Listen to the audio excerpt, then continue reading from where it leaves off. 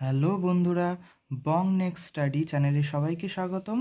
তোমরা ইতিমধ্যে জানো প্রায় 2.5 লক্ষেরও বেশি ভ্যাকেন্সিতে কিন্তু আরআরবিতে ফর্ম বেরোবে। এখানে গ্রুপ ডি, এনটিপিসি, অন্যান্য ফর্মের কথা কিন্তু বলা হয়েছে। এখানে যদি তোমরা ভালো করে খেয়াল করো তাহলে দেখতে পারবে স্ক্রিনে এটি একটি আরআরবির বই। সেখানে দেখো তোমাদের জেনারেল সায়েন্স, সেখান থেকে কিন্তু 25টি প্রশ্ন কিন্তু আসবে 1 নম্বরের গ্রুপ ডিতে। তাই জেনারেল সায়েন্স পোর্শনটা গ্রুপ ডির জন্য এই চ্যানেলটা ফলো করতে পারো। এখানে তোমরা জেনারেল সায়েন্সের বেসিক কনসেপ্ট এবং নিউমেরিক্যালসগুলো কিন্তু তোমরা পেয়ে যাবে। তো আমরা প্রথম যে চ্যাপ্টার সেটা হচ্ছে খুব ইম্পর্টেন্ট, তাপ বা হিট।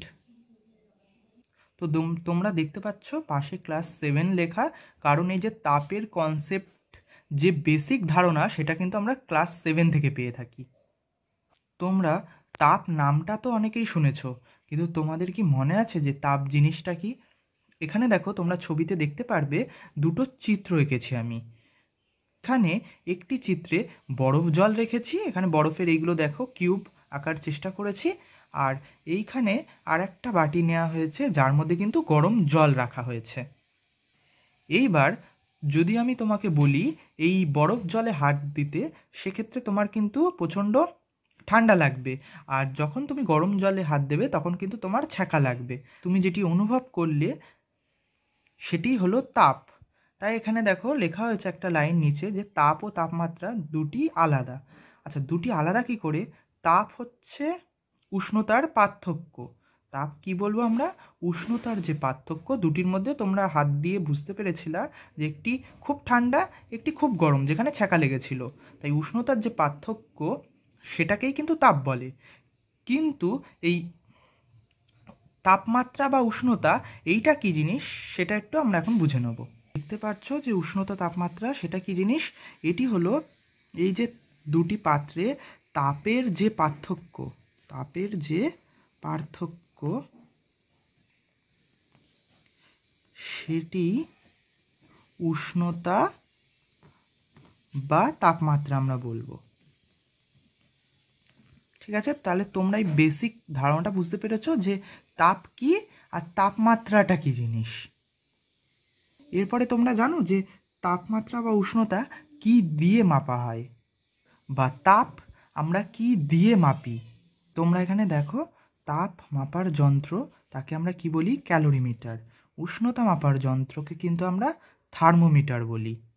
এগুলো কিন্তু গুলিয়ে ফেলবে না। আমি এখানে দেখো একটা থার্মোমিটারের চিত্র আঁকার চেষ্টা করেছি, হয়তো ছবিটি খুব ভালো হয়নি, কিন্তু এটা শুধু বোঝার জন্য। এটাকে আমরা কি বলবো? থার্মোমিটার। আচ্ছা, থার্মোমিটারের এই যে জায়গাটা তোমরা দেখছো, এখানে কিন্তু পারদ ব্যবহার করা হয়। তাহলে থার্মোমিটার কিন্তু সাধারণত 3 ধরনের হয়। এখানে তোমরা দেখো যে থার্মোমিটারের যে স্কেলগুলো সেটা কিন্তু 3 ধরনের হয়। প্রথমটাকে আমরা বলি ডিগ্রি সেলসিয়াস স্কেল, যেটা এরকম সি দিয়ে কিন্তু বোঝানো হয়। এরপরে ডিগ্রি ফারেনহাইট স্কেল, যেটা বড় হাতের এফ দিয়ে। এরপরে কে স্কেল বলতে কেলভিন স্কেল বোঝায় কিন্তু।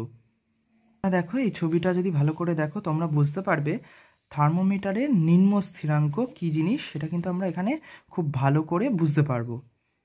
একটা বাটি নেওয়া হয়েছে, তার মধ্যে কিছু বরফ আছে, বরফটা গলে জল হয়েছে সবে। সেখানে আমরা থার্মোমিটার যদি রাখি তাহলে দেখতে পারবো থার্মোমিটারের যে পার্ট সেটা যদি সেলসিয়াস স্কেল হয় সেক্ষেত্রে কিন্তু 0 ডিগ্রি, মানে 0 ডিগ্রি সেলসিয়াস, ও ফারেনহাইট স্কেল হলে কিন্তু 32 ডিগ্রি ফারেনহাইট দেখাবে। তাই সর্বনিম্নোচ্চ যেখানে বরফ গলে জল হচ্ছে, যেই পার্টটা থার্মোমিটারে আমরা দেখতে পাচ্ছি তাকেই বলবো নিম্ন স্থিরাঙ্ক।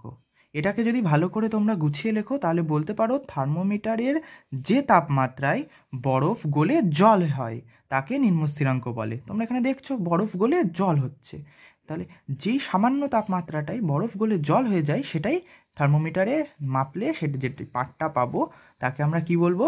থার্মোমিটারের নিম্ন স্থিরাঙ্ক। এরপরে আমরা পড়ব থার্মোমিটারের ঊর্ধ্ব স্থিরাঙ্ক কী জিনিস। খুব সহজ, দেখো পরের ছবিতে।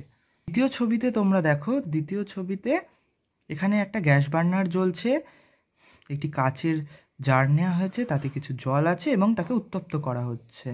তো বাষ্প বেরোচ্ছে, এরপরে থার্মোমিটারটা আমরা কিন্তু মনে রাখতে হবে জলের মধ্যে কিন্তু পুরোপুরি ডুবিয়ে দেবো না, কিছুটা দেখো ওপরে আছে, তাহলে কিছুটা ওপরে রাখবো আর স্ট্যান্ড দিয়ে ভালো করে আটকে দেবো। তাহলে এখানে থার্মোমিটারে যে পার্টটি পাবো সেটি হচ্ছে ঊর্ধ্বস্থিরাঙ্ক। তাহলে ভালো করে যদি বলি, যে তাপমাত্রায় জল ফুটে বাষ্প হয় তাকেই থার্মোমিটারের ঊর্ধ্বস্থিরাঙ্ক বলবো। এরপরে যেটা আমরা পড়বো সেটা দেখো অলরেডি আমরা হেডিং করেছি প্রাথমিক অন্তর। প্রাথমিক অন্তর বলতে আমরা লিখতে পারি যে প্রাথমিক অন্তর সেটি কি জিনিস, সেটি হচ্ছে ঊর্ধ্বস্থিরাঙ্ক, যেটা তাকে নিম্ন স্থিরাঙ্ক দিয়ে বিয়োগ দিয়ে দেবো, তাহলে যা পড়ে থাকবে সেটি হচ্ছে আমাদের প্রাথমিক অন্তর। তাহলে এই সূত্রটিকেই আমরা যদি ভালো করে লিখি যে প্রাথমিক অন্তর কি জিনিস, তাহলে আমরা বলতে পারি যে থার্মোমিটারের এই দেখো এখানে যে ঊর্ধ্ব স্থিরাঙ্ক আর এই যে নিম্ন স্থিরাঙ্ক, তার যে মাঝের ব্যবধান তাকে কি বলা হয়, প্রাথমিক অন্তর। তোমরা দেখতে পাচ্ছ বিভিন্ন থার্মোমিটারের স্কেলগুলো কিন্তু একটি ছকের সাহায্যে আমি দেখাচ্ছি। যেমন সেলসিয়াস স্কেলকে আমরা কিন্তু বড় হাতের সি দিয়ে লিখি, ফারেনহাইট স্কেলকে আমরা বড় হাতের এফ ও কেলভিন স্কেলকে বড় হাতের কে। আচ্ছা, এখানে দেখো তোমাদের যেটা ঊর্ধ্ব স্থিরাঙ্ক সেলসিয়াস স্কেলে সেটির 100, ফারেনহাইট স্কেলে 212 ও কেলভিন স্কেলে কিন্তু 373। নিম্ন স্থিরাঙ্ক দেখো সেলসিয়াস স্কেলে 0, ফারেনহাইট স্কেলে 32 ও সেলসিয়াস স্কেলে 273। এরপরে আমরা প্রাথমিক অন্তর বার করব। আচ্ছা, প্রাথমিক অন্তর আমরা প্রথমেই বলেছিলাম যে কি করে বার করব, ঊর্ধ্ব স্থিরাঙ্ক থেকে নিম্ন স্থিরাঙ্ক বিয়োগ দেবো, তাহলে যেটা পাবো সেটি আমাদের প্রাথমিক অন্তর। তাই এই যে সেলসিয়াস স্কেলে ঊর্ধ্ব স্থিরাঙ্ক কত 100, নিম্ন স্থিরাঙ্ক 0, তাই দুটো বিয়োগ দিলে কত পড়ে থাকে 100, তাই এটি হচ্ছে প্রাথমিক অন্তর। এইভাবে কিন্তু আমাদের বার করতে হবে। আচ্ছা, ফারেনহাইট স্কেলে দেখো তোমরাই হয়তো পারবে 212 বিয়োগ 32, তাহলে কত হচ্ছে 180। আর কেলভিন স্কেলে 373 বিয়োগ 273, তাহলে এখানেও কত পাচ্ছ, এখানেও কিন্তু তোমরা 100 পাচ্ছ। তাহলে প্রত্যেকটা ক্ষেত্রে কিন্তু প্রাথমিক অন্তর তোমরা পেয়ে গেছো। এরপরে আর একটা গুরুত্বপূর্ণ বিষয় যেটা তোমাদেরকে জানতে হবে সেটি হলো লিন তাপ। আচ্ছা, লিন তাপ কাকে বলে তার সংজ্ঞাটা আমি মুখেই বলে দিচ্ছি, আর লিখলাম না খাতায়। যে তাপ গ্রহণ বা বর্জন করলে বস্তুর উষ্ণতা পরিবর্তন হয় না, শুধুমাত্র অবস্থার পরিবর্তন হয়, তাকে কিন্তু আমরা লিন তাপ বলবো। তো অনেকেই বুঝতে হয়তো সংজ্ঞাটা শুনে অসুবিধা হতে পারে যে লিন তাপ আবার জিনিসটা কি, বা বস্তুর উষ্ণতার পরিবর্তন হয় না, এদিকে অবস্থার পরিবর্তন হচ্ছে। তো সেটা আমরা এবার বুঝে নিই। আমরা কি করব, এখানে একটা ছোট এরকম পাত্র নিয়েছি যার মতো, এদিকেও একটা নিয়ে নেব। আচ্ছা, এখানে কি বরফ আছে, ঠিক আছে, এখানে আছে বরফ কতটা 1 গ্রাম, ঠিক আছে, তাহলে এখানে আছে 1 গ্রাম পরিমাণ বরফ, এখানে আছে 1 গ্রাম পরিমাণ কিন্তু জল, তাহলে এখানে কি আছে 1 গ্রাম জল, আর এখানে আছে 1 গ্রাম বরফ। তাহলে আশা করি ছবিটা তোমরা বুঝতে পেরেছো। এবার দেখো এই যে থার্মোমিটারটা দিয়ে যদি আমরা চেক করি, তাহলে এখানে তাপমাত্রা তোমরা যদি আমরা সেলসিয়াস স্কেল ইউজ করি তাহলে তাপমাত্রা কত পাবো তোমরা জানো, 0 ডিগ্রি সেলসিয়াস, একটু আগে আমরা শিখেছি। আচ্ছা, ঠিক এখানে যে জলটা আছে, আচ্ছা এটা কিন্তু বরফ গলা জল, এখানে জলটা আছে বরফ গলা জল, ঠিক আছে, এখানে আমি লিখে দিই যে জলটা ইউজ করা হয়েছে সেটি বরফ গলা জল, জলের পরিমাণ 1 গ্রাম। আচ্ছা, এই জলটিও আমি দেখলাম যে 0 ডিগ্রি সেলসিয়াস উষ্ণতা, তাহলে কি দাঁড়ালো 0 ডিগ্রি সেলসিয়াস উষ্ণতার 1 গ্রাম বরফ, আবার 0 ডিগ্রি সেলসিয়াস উষ্ণতায় 1 গ্রাম জল। দেখো জল তরল, বরফ কিন্তু কঠিন পদার্থ, কিন্তু এর মধ্যে পার্থক্য কি, এর মধ্যে তো একটা নিশ্চয়ই পার্থক্য আছে, পার্থক্য হচ্ছে 80 ক্যালোরি তাপের। কিসের পার্থক্য আছে, 80 ক্যালোরি তাপের। এই যে অতি নগণ্য যে তাপটা আমরা এখানে পেলাম, যেটি হয়তো সেলসিয়াস বা ফারেনহাইট স্কেলে মাপা যাচ্ছে না, এই অতি নগণ্য যে 80 ক্যালোরি তাপ, এটিকেই কিন্তু আমরা লিন তাপ বলবো। তাহলে এখানে দেখছো উষ্ণতার সেরকম পরিবর্তন হচ্ছে না, কিন্তু অবস্থার পরিবর্তন হচ্ছে। একটি দেখো কঠিন পদার্থ ছিল বরফ, আর একটি জল ছিল। তোমরা এখানে দেখো 3টে বক্স আঁকা হয়েছে, যেখানে কিন্তু বরফ, জল ও বাষ্প। আচ্ছা, তার আগে তোমাদের একটা জিনিস আমি বলে নিই। ধরো যখন বরফ একটা কঠিন পদার্থ, তাহলে যখন কোনো কঠিন পদার্থ নিয়ে আলোচনা হয় তার অণুগুলো কিন্তু এক জায়গায় খুব ঠাসাঠাসি অবস্থায় থাকে। এরপরে যখন সেটি বরফটা গলে যখন জল হবে, ধরো এখানে একটি পাত্রে একটি বরফ গলে ছোট পাত্রে বা জায়গায় বরফটা জল হয়েছে, তাহলে এর অণুগুলো কিন্তু মানে যখন এর যে এরকম জল হবে তার অণুগুলো কিন্তু দূরে দূরে দূরে দূরে থাকবে। আবার যখন বাষ্প হবে, অণুর যদি আমরা এরকমভাবে বক্স করে ধরি, তাহলে অণুর দূরত্ব কিন্তু এরকম ফাঁকা ফাঁকা এরকম দূরে দূরে হবে। তাহলে আশা করি বুঝতে পেরেছো।